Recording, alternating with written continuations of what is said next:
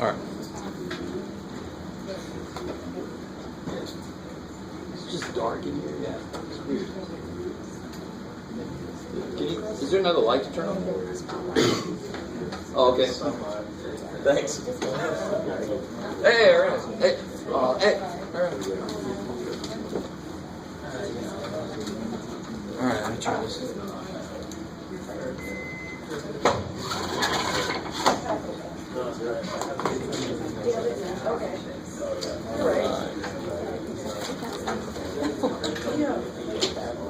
All right, guys, so what's that?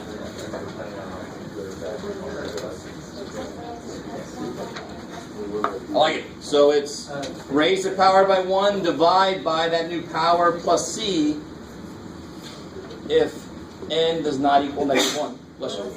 Right. And we just figured out earlier that the integral of x to the -1, natural log absolute value of x plus c. Okay, cool. So that's kind of like fills in that blank.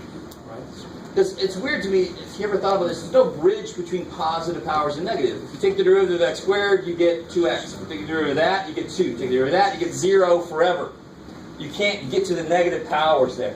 So natural log is kind of an attempt to bridge that gap from negative powers to at least not negative powers. It's not quite too bad for us. Probably none of you ever had that, I don't know, consideration. But to me, that's kind of like what this guy tries to do. So let's stop talking about generalities. So this falls under this rule, right? So the rule doesn't care, as long as it's not -1, it just always does that. So what would the new power be? And then you divide by the new power, so that just becomes a negative then, right? And then of course, the interval at -3 is coolness. So that one really should not have been 2 equal.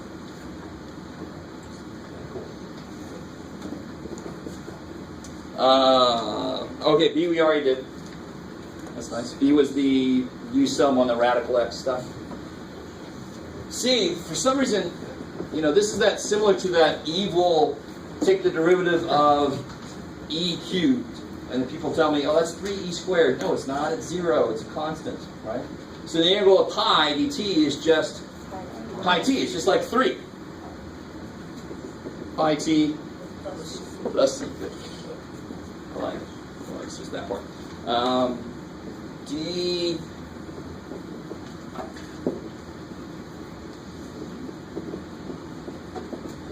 And D and E sort of have a similar theme. You don't immediately jump into U sub, you don't immediately jump into some weird thing if there's any simplification you can try to do first, right? Maybe it'll simplify to something that's very quick and easy. So, how could I simplify it? I definitely don't want to try to use U sub, because the derivative of secant, who remembers what the derivative of secant is? Secant tangent, I love it. So all the co stuff is the co-equivalence, but with a negative. If you ever notice that. Derivative of secant is secant tangent, so derivative of cosecant is negative cosecant cotangent, right? Beautiful analogy there. I just gave away one of the answers for the later one. Cool. So, but here, tangent is sine over cosine, and secant is 1 over cosine. So the over cosines go away, so you just get the integral of sine.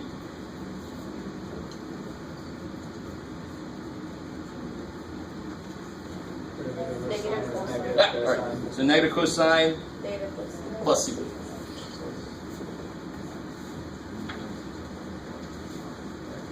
Let me let you absorb that. See a few faces like you just bit into a lemon. It's freaky. What really sucks is we get so used to the derivative of sine being cosine, right? You get so used to that's the positive, cosine becomes negative sine. Integral makes that all backwards, right?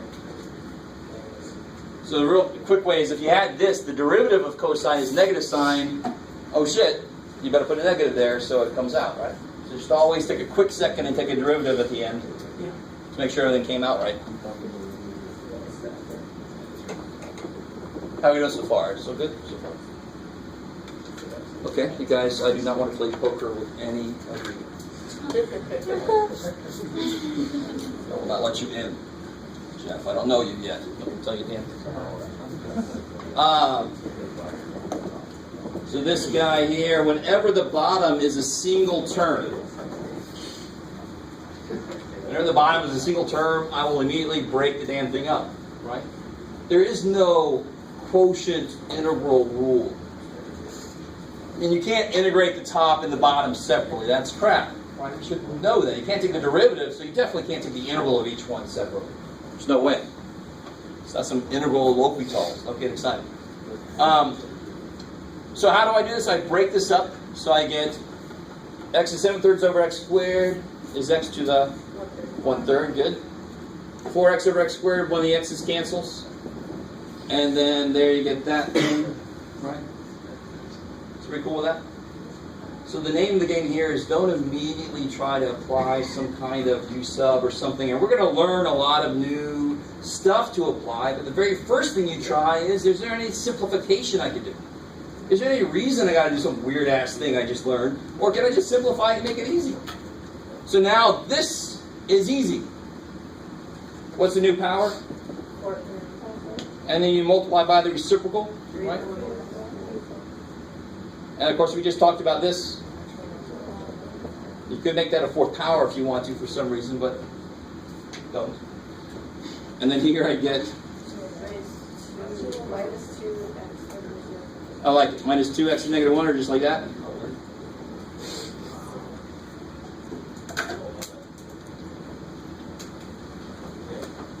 Is that cool? Okay, good.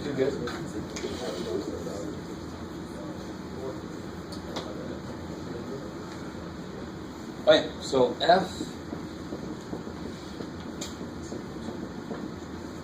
So I did this on purpose to see. Very often, you might be able to do a problem without applying u sub or something. And I'm completely fine if you notice that. The more you know, the less you should have to do. So you could directly apply u sub. Who tried u sub? Excellent idea. What did you let u equal? 2x squared. So if u is 2x squared, du is 4x. Dx. Dx. So 4x dx is du. Bam. And then I get e to the u. The integral of e to the u is it's crazy. And u was sweet. Some of you guys should have been able to go straight there. Because you realize that the derivative of e is itself, and the derivative of this is this. You can see that that's going to go directly to just this. Or the u sub doesn't really add that much work, so who cares? That's fine too. Okay. Cool.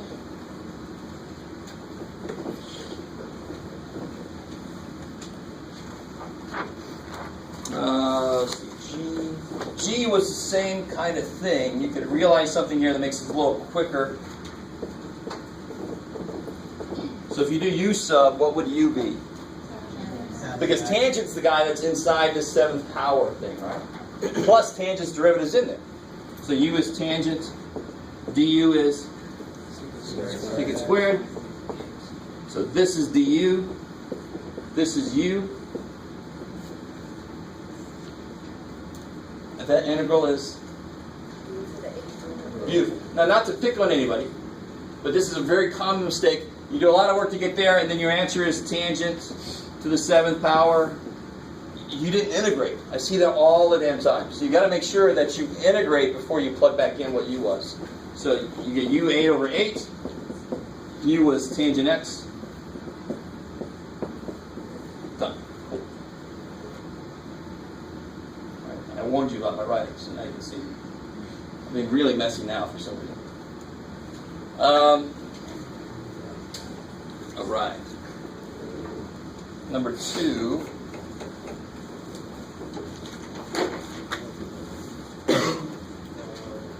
Integral. So the thing to be really careful about here is the fact that you got more than just x inside.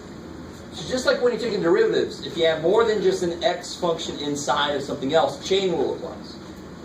So you have a kind of an equivalent thing with integrals. I know if I took the derivative of something with pi x inside, a pi would essentially pop out because of chain rule, right?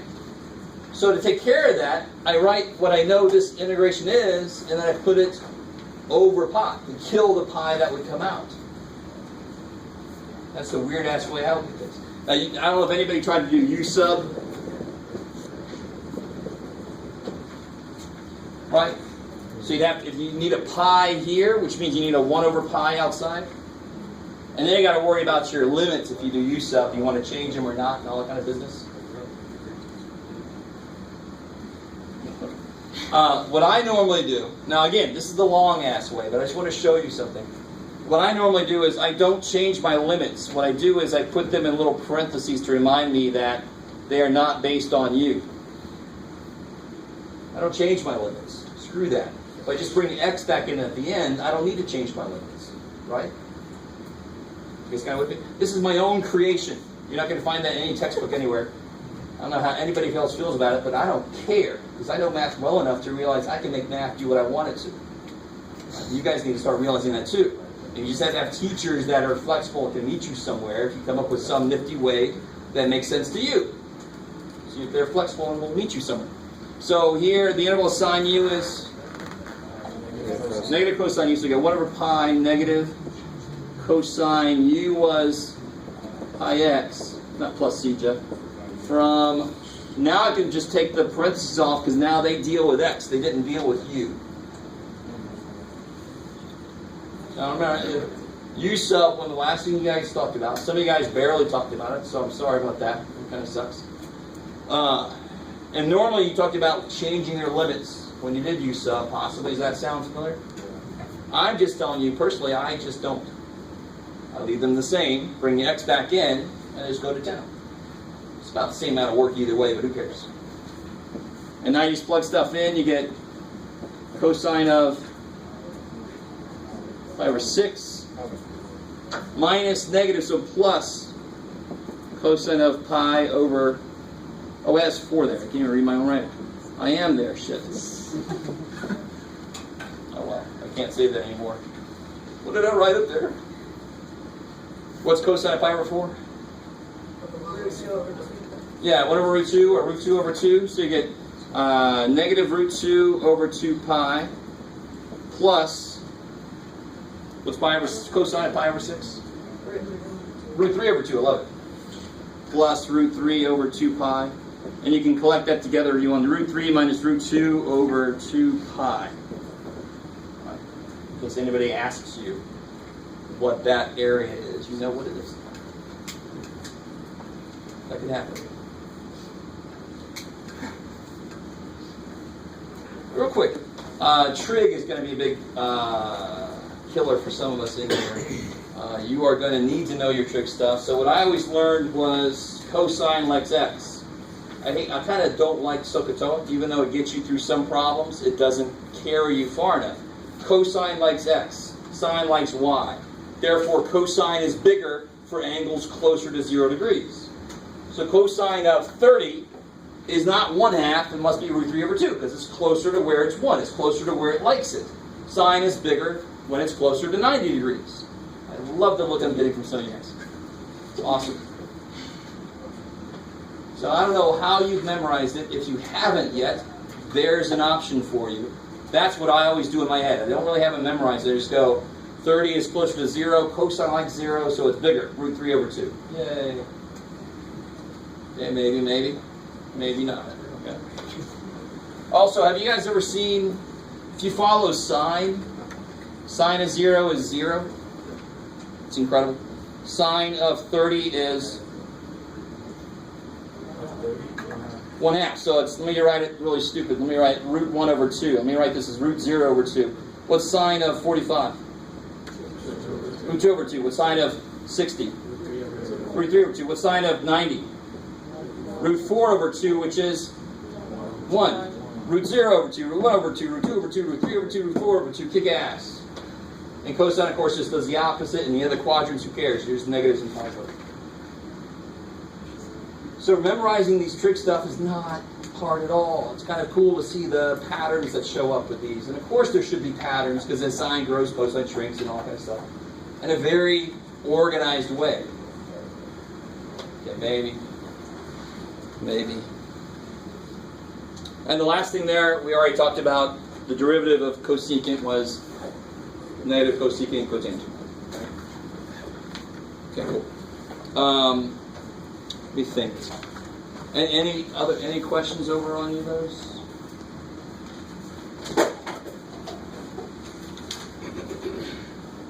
Don't you subtract the two? Yes. When you're evaluating at the end, like 1/4? Yes, definitely. So this would have been minus negative. Yes, that became a plus. Cool. All right, so I got a little bit of time left. Let me do a little bit of U sub review, and then we'll leave out a little bit early, if that's all right. Definitely. Yeah. Okay. All right.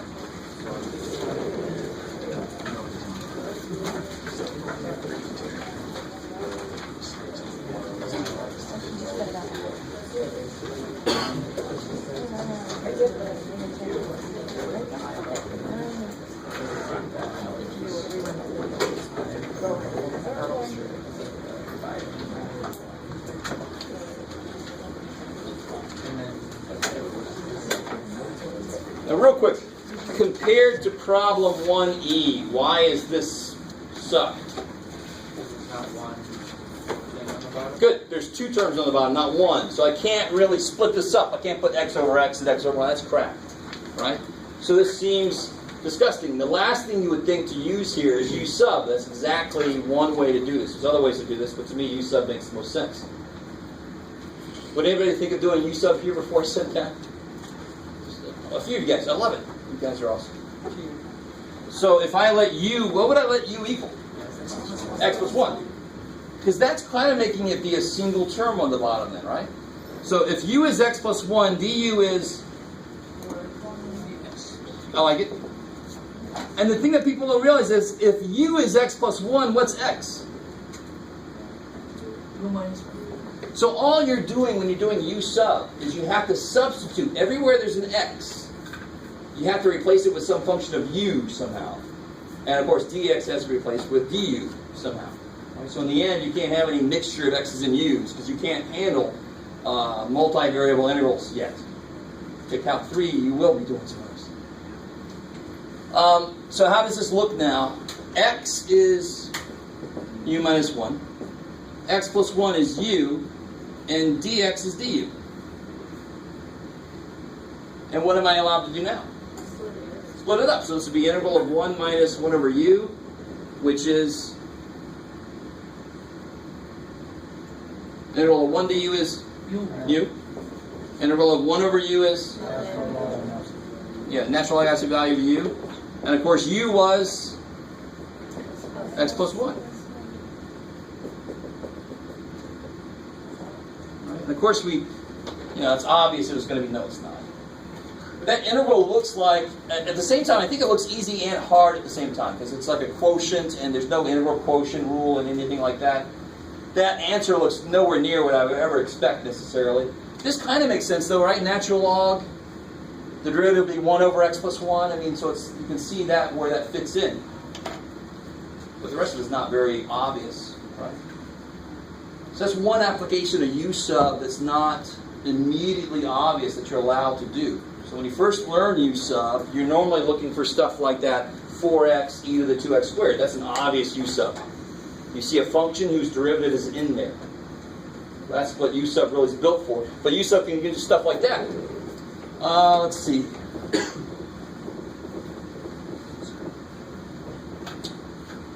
What about, let's see if I can build this right. Oh, shoot, Jeff. I should have made some of these beforehand. Yeah, this will work. Okay.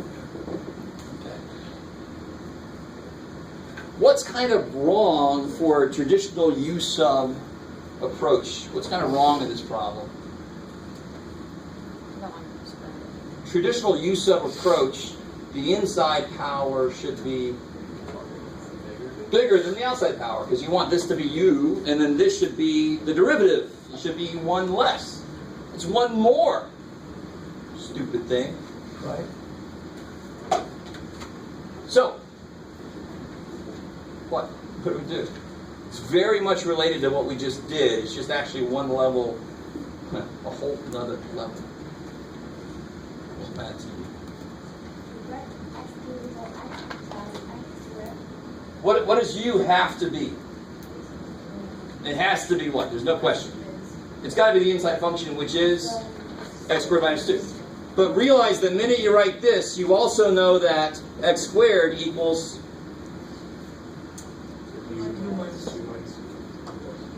u plus 2. Right? Just solve for x squared. And x cubed is x times x squared. Check. You see how things start to come together? Because what's du? 2x dx. Right? Because u sub is one of the last things you learn. When I teach 180, I definitely show my students some of this weirdness, but I don't know if the teacher showed you any weirdness. Or if you just stuck to the classic kind of u sub situations. Right? It's not your teacher's fault. You got to get u sub down. But it's really good to see the flexibility you have here. It's not just x cubed. It's x times x squared. And that seems like, well, duh, Jeff. But then you realize you can take care of it in two different ways. That gets sucked to the du, and that is actually rewritten based on what you let u equal. Maybe, maybe, maybe. And I need a 2, so outside I better put a 1/2. Right? So now let's do our substitution. So I got 2x dx is du. X squared is u plus 2. And this is the square root. This is u to the 1/2, right? You guys still with me? Can anybody see what kicks ass about this? Why is this easy now? What can you do with u to the 1/2? Just distribute it. Just distribute it through, and then you got two terms you can integrate very easily, right? And I know, don't take it wrong. I know you're all looking at it like, you have to do another, because there are problems you have to do u sub twice or 3 times. I don't know if you've ever seen any of those. But that they do exist. But the first thing you always look, either it's where you start, or it's in the middle of the problem, you always take a step back and say, can I simplify this using very basic algebra or trig identities or something? Can I simplify it somehow? Yeah, distribute it properly. Then it's not a product of functions. It's just two separate terms that can integrate each piece. So here I get 1/2 integral u times u to the 1/2 is u to the 3/2 plus 2 u to the 1/2. What's the integral of u to the 3/2? What's the new power going to be? And here's a really cool thing. When you integrate it, you just add these. 3 plus 2 is 5, back over 2. When you differentiate, you subtract them. 3 minus 2 is 1, back over 2. Anybody ever told you that? You should be able to add 1 to this, but that's a quick little way to do it. So it'll be, the new power is 5/2, so the coefficient is 2/5. Here, the new power is 3/2, so its immediate coefficient is 2/3. Good. Good Lord. And now you just have to pull the 1/2 through, simplify this stuff, put the u back in, right? U is x squared minus 2. You guys kind of with me? Save me some writing, yes. Where did 2x come from on the second step? X cubed, I broke it up as x and x squared. And my du work told me I needed a 2 there. So I put a 2 there and a 1/2 there, so overall I didn't do anything. So I think a lot of you guys might have been taught to solve for what's in there and then substitute that in, but when you do that, people sometimes do too much. They divide by x and they start bringing x's in. You can't bring a variable into an integral and outside. You can't do that kind of stuff. So I like much better, make this show up. If you can't do it. If you can make that show up, then you're good to go, right? Well, I had people learning the other way and they were doing too much. They were trying to, you can't pull an x outside and inside. You can't kind of do that. The variable can't go in and outside of an interval, right? So people were doing that kind of stuff. Is everybody cool with like finishing this up? This will be 1/3. U was x squared minus 2. to the 5/2 plus 2/3 x squared minus 2 to the 3/2 plus c. Yeah. But again, it's all that idea of once you learn you sub, you do very basic problems that don't let you realize how flexible it really is. It is remarkably flexible. You just have to make sure to replace every x term with some kind of u function.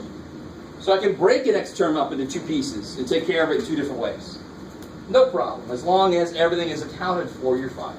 Yes, ma'am. I'm sorry, last one. Inside that radical, is that x to the third? No, it's still a square, man. Okay, I thought Yeah. so. Just another example, my horrible, right? Yes. At the end, where are you getting 1/3 from? Oh, 1/2 of 2. So I'm bringing the. Oh, is it 5? My bad. Good Lord. I'm just trying to rush through it. My bad. Thank you. I didn't even want to write that out, and I did, sort of. All right. I think it's fun. I think it's good for the first day. If you need an ad code, the 3 people that made it, come up.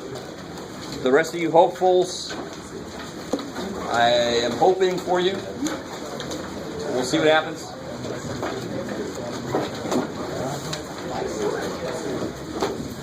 Which one? You go?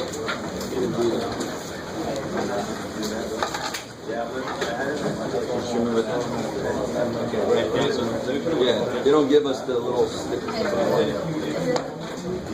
Your feet.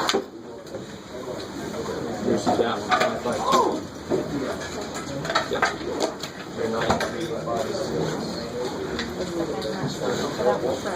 Any trouble, just email me. Sure. Oh, you're Sarush. Thanks.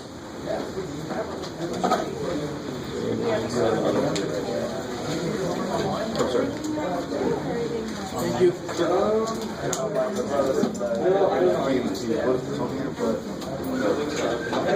Okay. So just give him copies of the syllabus. Give him this and ask him to try it out. And tell him that the video's up online now. Yeah. Or will be. Yeah.